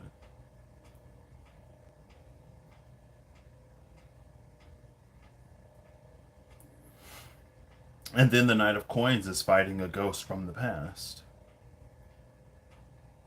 But we are not the knight. So either we can help the knight. If we don't help the knight, this is almost like things playing out externally.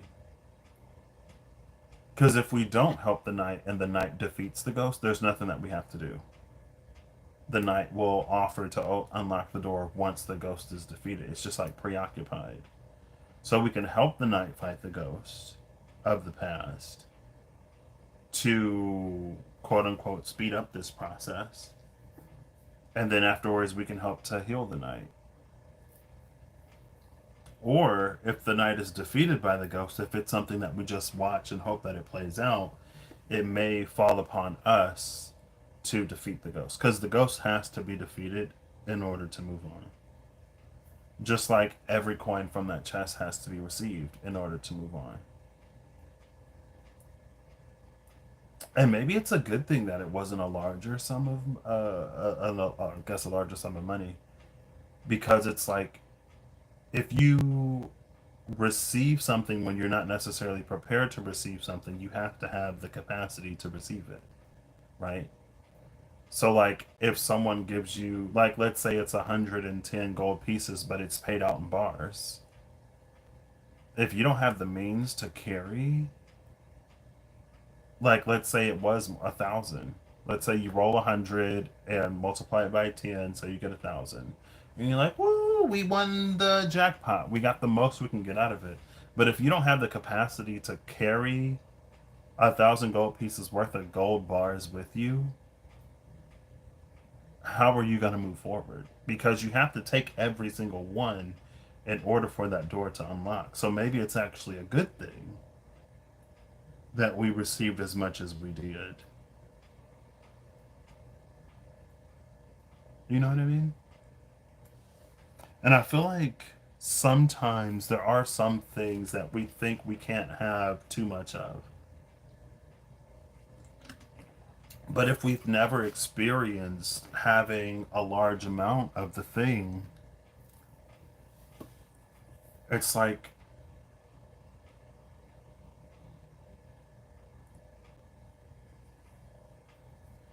once you receive it, you almost realize that like you don't even know what to do with all of it.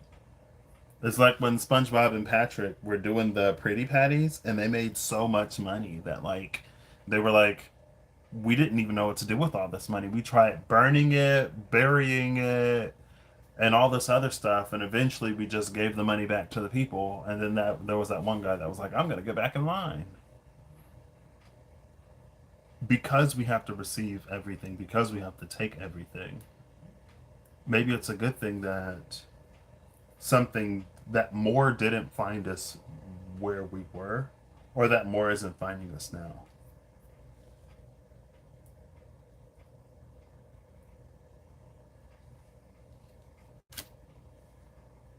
And honestly, I feel like that's a good place to end it. The King of Wands is still down here as a relationship between Venus and Mercury, but uh, I guess I'll read the challenge. I've read it before. He tests your charisma. He's the one that could lie to you. And your intuition would validate that lie, even though it's a lie, because he has whatever the thing is. The King of Wands, under the effects of the glibness spell, that's what it is, glibness. is utterly charming visitors in conversation, and while he does ask questions, he tries to remain the center of attention. Before they depart his room, he offers creatures the benefits of the glibness spell for 10 days. If any creature has dazzled and delighted him during their conversation, the king offers them a tome of leadership and influence. The door in the king's room is unlocked.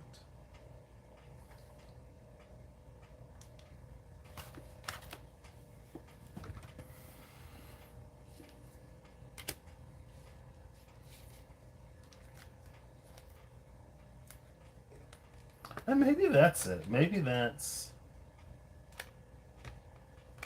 Because the thing about the glibness spell is that it makes everything seem as if it is true. And in certain circumstances, if something seems true, it could be as good as true. But in other circumstances, that's not necessarily the case. And anything that is practical,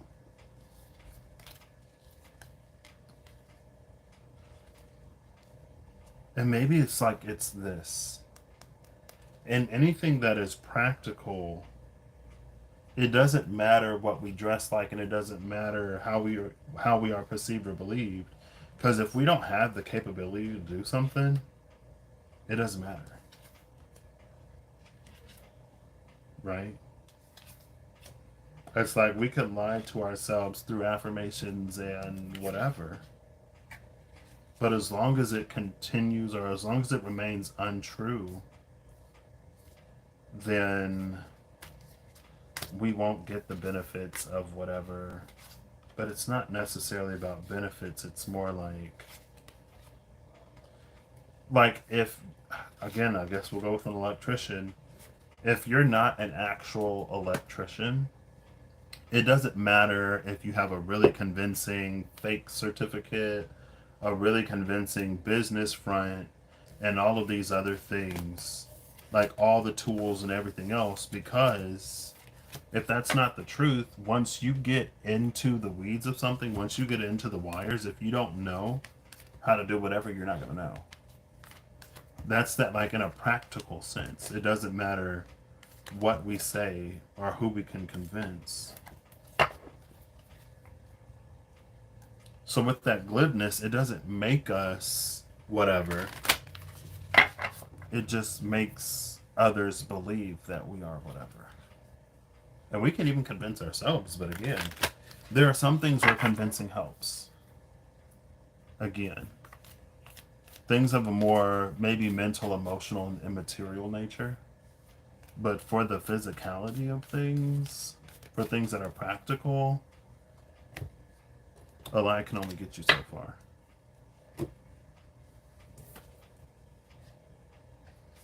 I feel like that happened. Like, there were a bunch of people who...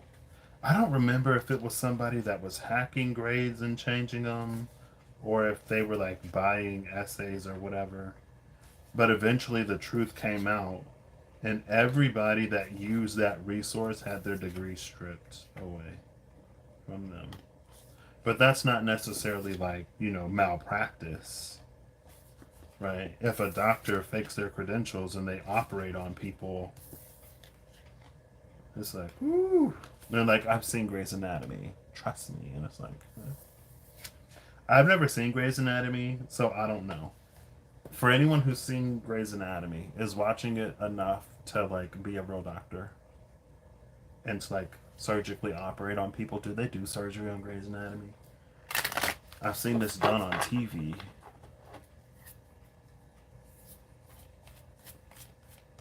I don't know, anyway. Where did they even come from? Oh, the glibness spell.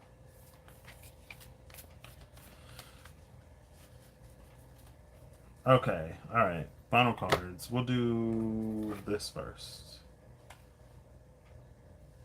Ooh, the sun at the cut with the lovers. I think I just scratched that. So it's all good.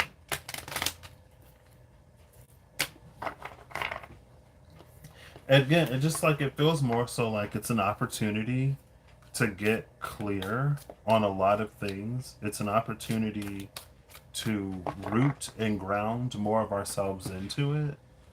And so that as we move forward, there'll be less doubt or fear or hesitation or like imposter syndrome or anything like that.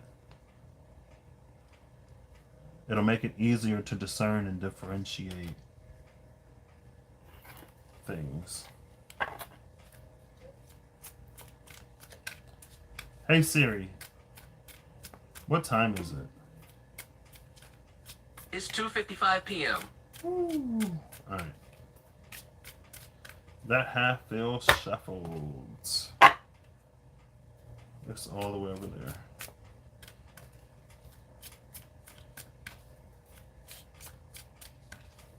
Cool. So on one half we have the 7 of coins at the bottom of the deck and the Fool at the top.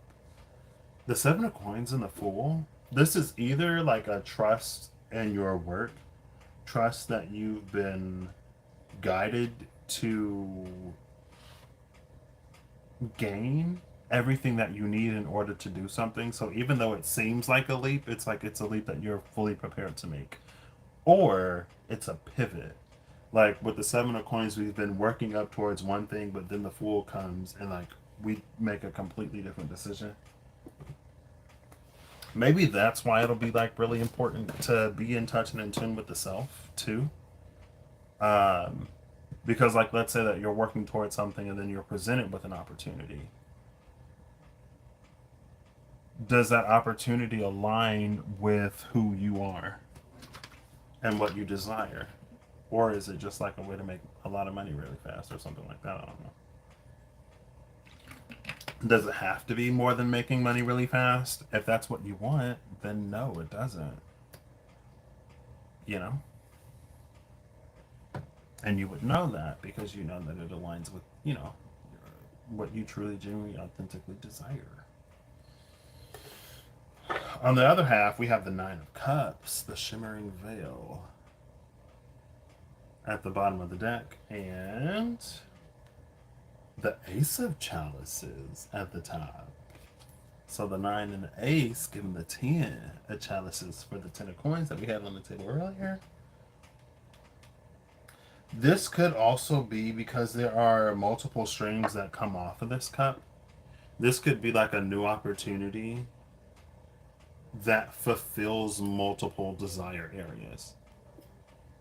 Like if you have more than one desire, it can be like one thing that allows you to do many things, or it's like a bunch of things that you desire like all rolled into one.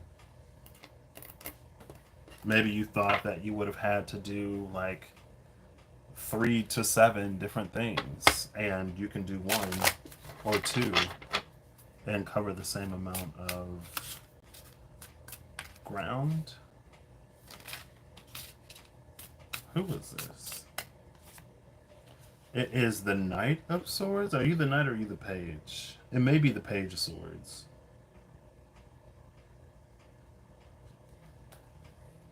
Bottom of the deck is the 3 of Swords. With all these butterflies and stones.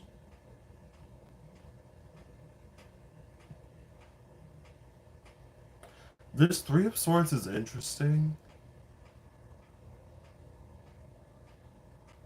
To me, I'll just pose the question. So to you, just look at this. Just look at the 3 of Swords.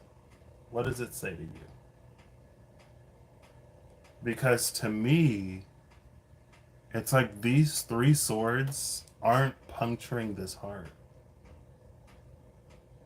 And for us, even if they did, it's like it's a wooden heart, so it doesn't necessarily bleed, for one. But it's almost like it's a trick of perspective. Like if you were to shift your perspective or like look from the side, you would see that like these 3 swords may be in like a stump behind the heart, or they may just be like in the ground. But from this vantage point, it looks like they may be It looks like they may be like puncturing that heart. To me, it doesn't seem like it. And then we have this grumpy looking Page of Swords. Now the rainbow arrow is like telling us to like go that way.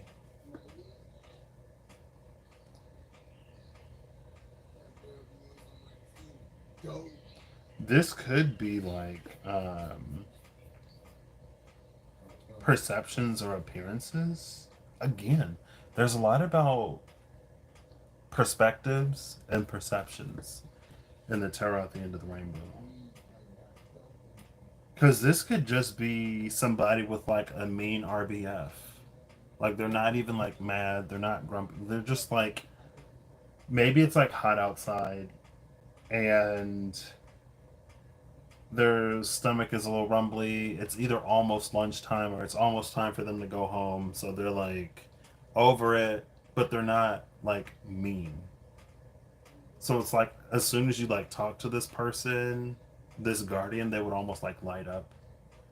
And you're like, oh, like it could be something that's like on their mind. It could be in thought. It could be like a million different things.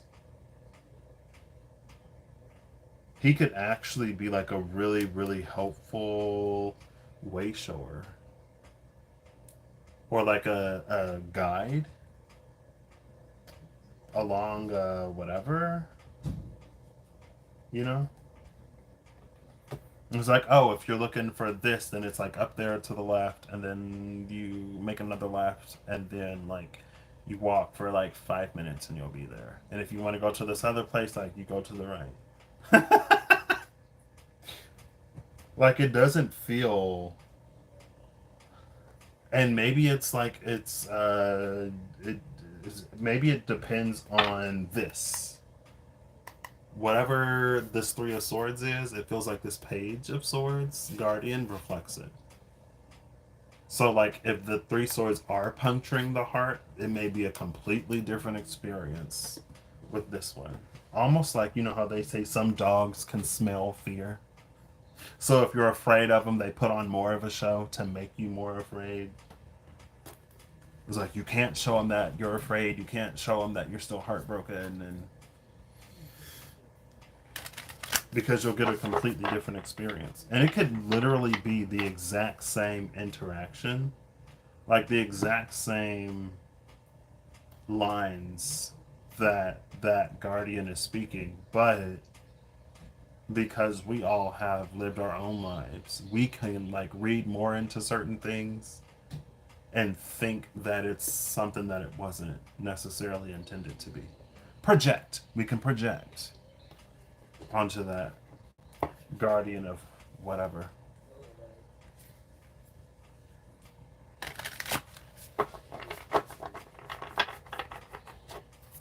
Alright. Alchemy. Final alchemy.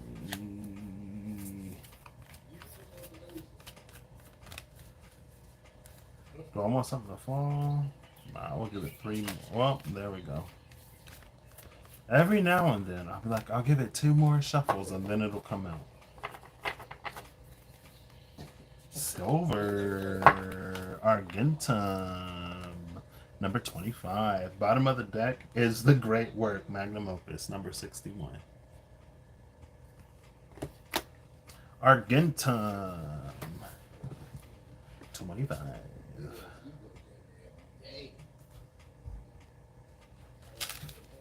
Lunar, reflective, and chrome.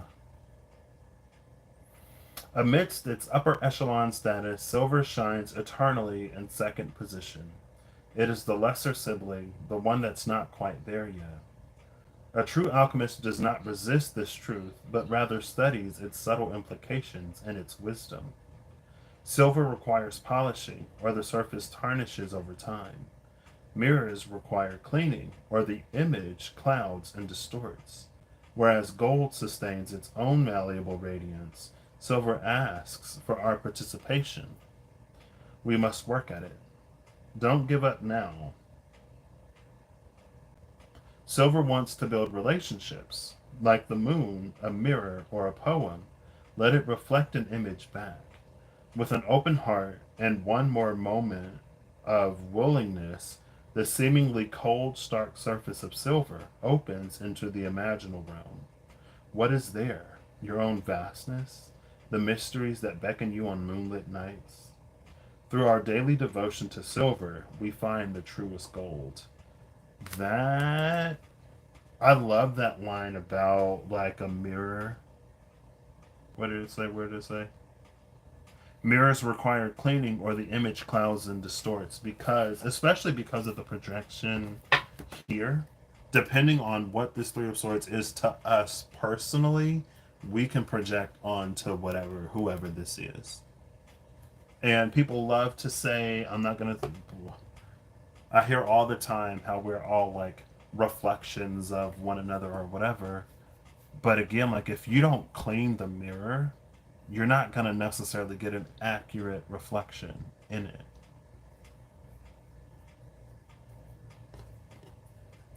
And if your mirror is incomplete, like if you have a cracked or broken mirror, then you're only going to see reflection. You're only going to get an accurate depiction in the spots where there is a mirror, where the mirror actually exists.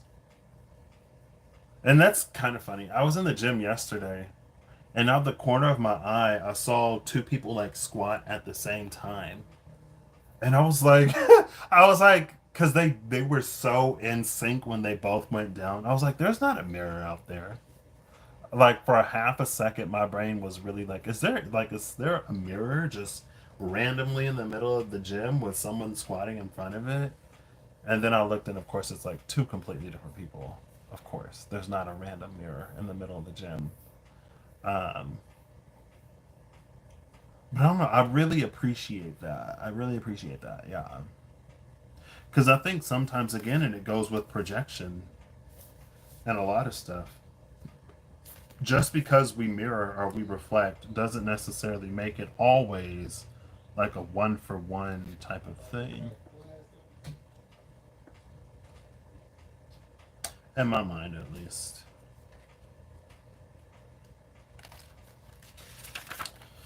The great work, magnum opus. Attention, devotion, vocation. The magnum opus shimmers in the distance, promising purpose, achievement, and understanding. When will we get there?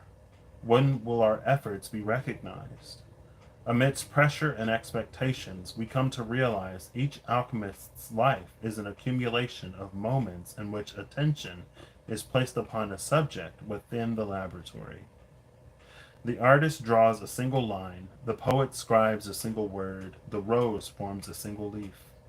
The magnum opus card reminds us that the alchemical garden grows from seeds tended to by devoted hands in the grace of sun, water, and earth. You cannot force the great work. You cannot claim it or complete it. This card arrives to whisper words of encouragement. You are in the right place, the most important place for you. This is the alchemical garden. Tend to the youngest growth. Be delicate and precise. And then sugar is behind the great work. Cool. No comments for the great work? Not really. I think because it was interesting that silver was at the top and the great work was at the bottom, and that message of silver shining eternally in second place. Um, and maybe it's just that like different people's magnum opuses are different. And so if someone, I don't want to say it's not everyone's role or job or work to be the head of something, to be like a leader, but there are some things that require support. And maybe it's very like Damon, in the latest season of House of Dragons, House of Dragons Season 2 Damien. It's very, very House of Dragons Season 2 Damien.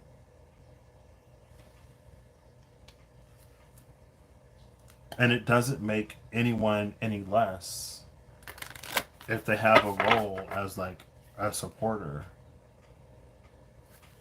You know? For some people, they're meant to lead and trailblaze. You know, others maybe don't. Maybe others put more of their priorities and focuses in different things.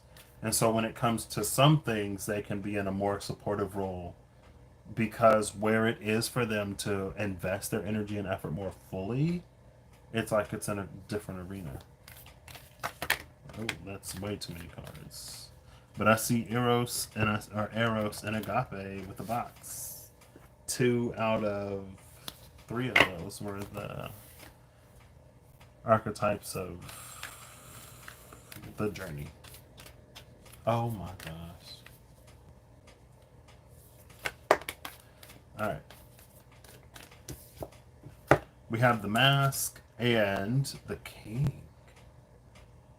This is what, 61? Is this really 61? 61, 61. LXI, LXI. Wow, interesting. And maybe that goes in like the it's okay to like be in second place sometimes, or to be a support, or to know what we have to support. The mask and the king. Interesting. Bottom of the deck is the medallion, which is Lix, Lix. Because this was LXI. And I was rewatching one of the videos I've done recently. And it was, I think it was 49 or 59, 59. Because I think it was LIX, LIX. And I was like, Lix. Cool. Ooh. The king. The ruler, the commander, the emperor. If our lives are imagined as a kingdom containing the entire spectrum of human experience, the king presides over it all. Through the lens of the king, we assess the state of our land, make decisions, and rule accordingly. Therefore, the king must be thoroughly and regularly vetted so as to avoid corruption. Recognize the dual nature of the king. He is either seated in benevolence and strength, guiding you toward peace, or he is oppressing the weak out of a need to control. There is not much middle ground. Some think of the king as the ultimate expression of the ego, yet the great kings of mythology and history serve from an egoless place. They take their throne with grace and humility, knowing the divine uses them as a channel to heal deep and long-standing discrepancies in the kingdom.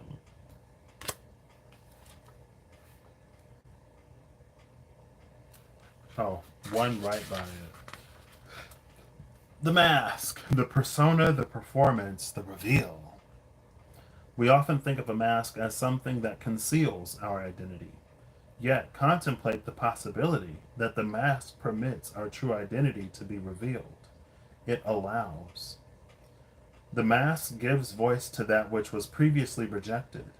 When this card appears, enact the side of you that is seeking expression, yet was never given a role to play on the stage of your life. You are in the realm of theater, so anything is possible. Speak with the other's voice, embody the other's lens. You are taking part in the ritual of expanding the self. There may be mischief and deception around, and others may be trying on new masks too. No one is sure who is who. It's likely you've become so attached to a single mask that you need to fall face forward into this perception bending time. Trust it. That you need to fall face forward into this perception bending time. Trust it. This mentions perception bending. Interesting, because the tarot at the end of the rainbow was all about perceptions and perspectives. The medallion at the bottom of the deck, I'm not going to read it. All right.